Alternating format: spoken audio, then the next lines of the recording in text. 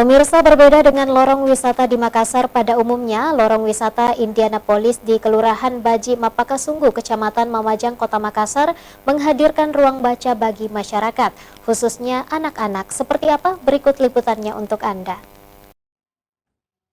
Lorong wisata Indianapolis terlihat sama dengan lorong-lorong di kecamatan lain yang menyajikan nuansa warna-warni mural lorong.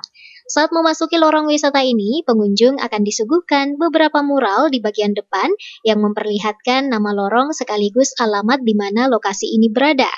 Jika melihat sepintas, lorong wisata yang terletak di Kelurahan Baji Mapasunggu, Kecamatan Mamajang, Kota Makassar ini memang tampak tidak berbeda dari longwis lain di Makassar.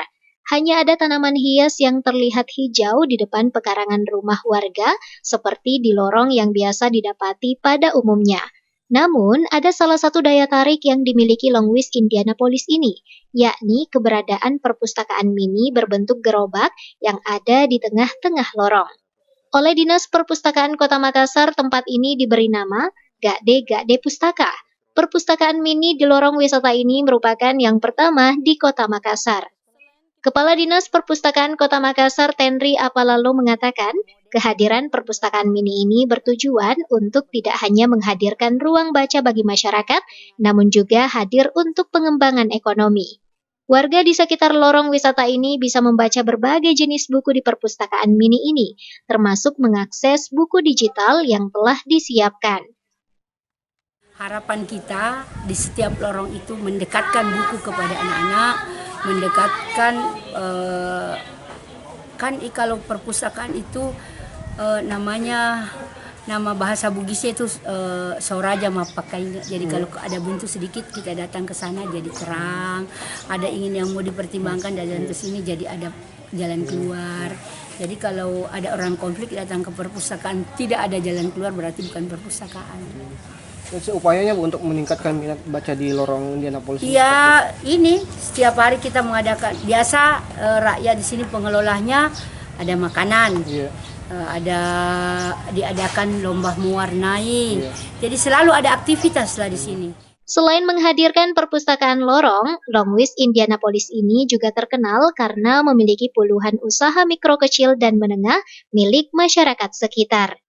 Di lorong ini kita juga bisa menjumpai berbagai jajanan, mulai dari yang tradisional seperti sarakba, masakan khas lokal Kapurung, dan juga jajanan yang paling diminati seperti bakso.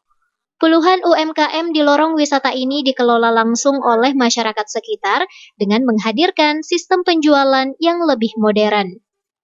Lorong Indianapolis ini sendiri ada beberapa keunggulan-keunggulan yang ada di dalamnya.